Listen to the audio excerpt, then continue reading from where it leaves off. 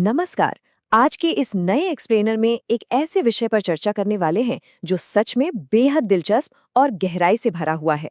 हम बात कर रहे हैं सूरह अद-दुखान की। इसका इतिहास क्या है, इसके मायने क्या है और आज के दौर में इसकी क्या अहमियत है। आइए इस प्राचीन पाठ को थोड़ा और करीब से समझते हैं। ओके, चलिए इसमें थोड़ा डीप डाइव करते हैं। आखिर इस धुएं या स्मोक के पीछे का असली रहस्य क्या है? ये एक ऐसा सवाल है जिसने सदियों से बड़े-बड़े विद्वानों को सोचने पर मजबूर किया है। आइए इस मिस्ट्री पर से पर्दा उठाते हैं। इस सफर को हम 4 हिस्सों में तय करेंगे। पहले सूरह दुखान का एक ओवरव्यू लेंगे, फिर पवित्र रात के बारे में जानेंगे, उसके बाद उस धुएं की चेतावनी पर आएंगे और आखिर में वर्च्यूज और नरेशंस को देखेंगे। एक तरह से पहले हम हिस्टोरिकल कॉन्टेक्स्ट देखकर जूम इन करेंगे और फिर प्रैक्टिकल एप्लीकेशन पर जूम आउट करेंगे। शुरुआत करते हैं पहले हिस्से से, अद-दुखान का परिचय और मक्का की पृष्ठभूमि। मक्का के उस वक्त के माहौल को समझना बहुत जरूरी है, क्योंकि तब विरोध बिल्कुल अपने चरम पर था और स्थितियां बेहद तनावपूर्ण थीं। दरअसल अद-दुखान का मतलब भी है धुआं, यानी द स्मोक। ये कुरान का 44वां 44th अध्याय है, जिसमें कुल 29 यानी 59 आयतें हैं। इसका नाम इसके 10वें वर्स से आता है, जहां एक धुएं का जिक्र एक आने वाले अजाब के रूप में किया गया है। अब अगर इसके टाइमलाइन पर गौर करें तो ये सूरा मक्का के आखिरी दौर में आई थी, बिल्कुल सूरा अज़-ज़ुख़रुफ़ के बाद और सूरा अल-जाथिया से ठीक पहले। सोचिए उस वक्त क्या हालत रही होगी। धर्म का प्रचार करते हुए लगभग एक दशक बीत चुका था और मक्का के नेताओं का विरोध लगातार बढ़ता जा रहा था। एक तरफ सत्य का संदेश था तो दूसरी तरफ उसे मानने से साफ इनकार। और इस सब के बीच मक्का पर एक भयानक अकाल पड़ गया। हालात इतने खराब हो गए कि भूख और प्यास से तड़पते लोगों को अपनी आंखों के सामने एक धुंधला धुआं, एक स्मोकी हेज छाना शुरू हो गया।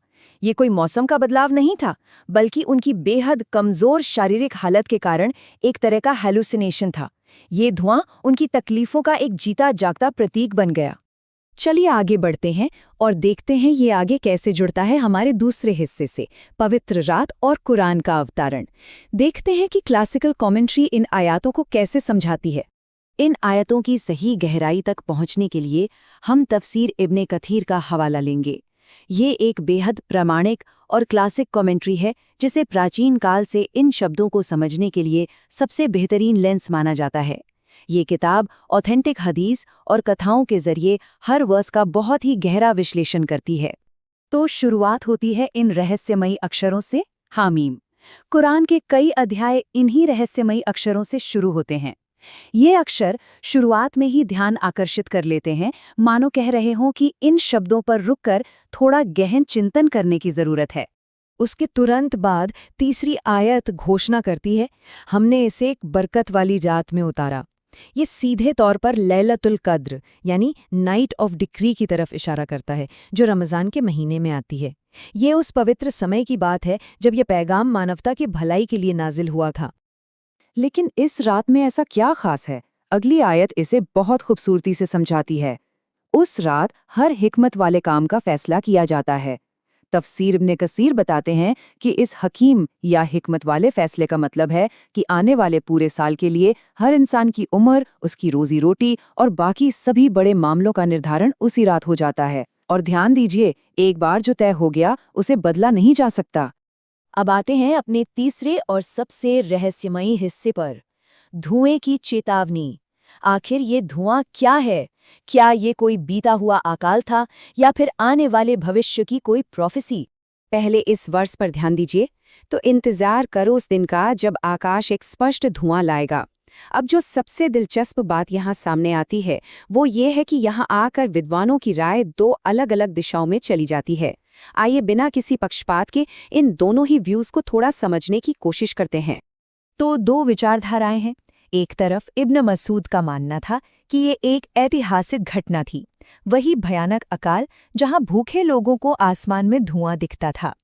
लेकिन दूसरी तरफ कई विद्वान इसे दुनिया के अंत या क़यामत की बड़ी निशानियों में से एक मानते हैं जो भविष्य में होने वाला है। दोनों ही दृष्टिकोण अपनी अपनी जगह काफी ठोस हैं। पहले विचार पर गौर करें तो इब्न मसूद के मुताबिक जब कुरैश ने इनकार किया तो उन पर इतनी बुरी भूखमरी आई कि वो हड्डियां और मरा हुआ मांस खाने को मजबूर हो गए। उन्होंने आकाश की तरफ देखा, पर भूख के मारे उन्हें धुएं के अलावा कुछ नजर ही नहीं आया। हालात इतने बेकाबू थे कि उन्होंने राहत की दुआ के लिए गुहार लगाई। सोचकर ही कितना दर्दनाक लगता है ना? वहीं दूसरे दृष्टिकोण में इस धुएं को भविष्य की निशानी माना गया है। एक प्रसिद्ध हदीस समय के अंत की 10 बड़ी निशानियां बताती है। इस लिस्ट में पश्चिम से सूरज निकलना, एक विशाल जानवर यानी द बीस्ट, याजूज और माजूज का आना और उन्हीं के साथ ठीक इस धुएं का भी जिक्र है। इस हिसाब से ये धुआं अभी आना बाकी है और ये काफी विशाल रूप लेगा। अब धुआं चाहे पिछले समय का हो या आने वाले समय का, उसके आगे की आयत एक बहुत ही गहरा सबक देती है। हम इस अजाब को थोड़ी देर के लिए हटा लेंगे, पर तुम फिर वही करोगे।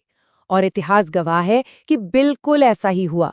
जब अकाल थोड़ी देर के लिए खत्म हुआ तो लोग वापस अपने पुराने रास्ते पर चल पड़े, जिसका नतीजा ये हुआ कि ग्रेट बचकार आई, यानी एक बेहद बड़ी पकड़, जिसे विद्वान बदर की जंग का दिन मानते हैं। वहां सच में इनकार करने वालों को एक करारी हार का सामना करना पड़ा। आइए अब वापस जूम आउट करते हैं और इस एक्सप्लेनर के चौथे और आखिरी हिस्से पर आते हैं, वर्च्यूज और नरेशंस। देखते हैं आज के दौर में लोग इस सूरा के पाठ से कैसे जुड़ते हैं। आपको बताते चलें कि कुछ खास रिवायतों के मुताबिक जुमा यानी शुक्रवार के दिन या रात को इस अध्याय को पढ़ने के अद्भुत लाभ बताए गए हैं। इन कथाओं में जिक्र है कि 70,000 फरिश्ते क्षमा मांगते हैं, सुबह उठते ही पिछले पाप माफ हो जाते हैं और यहाँ तक कि स्वर्ग में घर बनता है। ये वाकई में बहुत ही कमाल के रिवॉर्ड्स हैं। हालांकि हमें यहाँ एक एकेडमिक रियलिटी को भी ध्यान में रखना चाहिए। इनमें से कुछ कथाओं की ट्रांसमिशन चेन्स, यानी जिनके जरिए ये कथाएं पीढ़ी दर पीढ़ी पहुंची हैं, उन्हें विद्वानों ने थोड़ा कमजोर या वीक बताया है। स्कॉलरशिप में इस तरह की ऑथेंटिसिटी चेक होना बहुत ही आम और ज़रूरी बात है। तो जो सबसे क्रूशियल पॉइंट यहाँ है वो ये कि कमज़ोर चेन होने का मतलब ये बिल्कुल नहीं कि इसका पाठ करना व्यर्थ है। अलामा सुयूती जैसे बड़े विद्वान कहते हैं कि सूरत अल दुखान उन सूरतों में से एक है जिनके पास वास्तव में ऑथेंटिक गुण हैं। अच्छे कामों के लिए इन कथाओं पर अमल करना हमेशा से क्लासिकल विद्वानों द्वारा सपोर्ट किया गया है। इस पूरे चर्चा को अगर समेटा जाए तो एक बहुत ही गहरी और यूनिवर्सल सच्चाई निकल कर आती है। इतिहास में कड़ी चेतावनियां हमेशा से रही हैं, लेकिन मानवता आराम मिलते ही अक्सर अपने किए वादे भूल जाती है। ये सूरा मानव के अहंकार और ईश्वरीय कृपा दोनों का ही एक बेहतरीन उदाहरण पेश करती है। और आखिर में ये एक बड़ा सवाल सभी को सोचने पर मजबूर कर देता है। क्या आज ह्यूमैनिटी के एक्शंस ये दर्शाते हैं कि चेतावनियों को सीरियसली लिया गया है, या फिर सभी बस किसी भयानक धुएं की छटने का इंतजार कर रहे हैं? ये एक बहुत ही गहरा विचार है ना?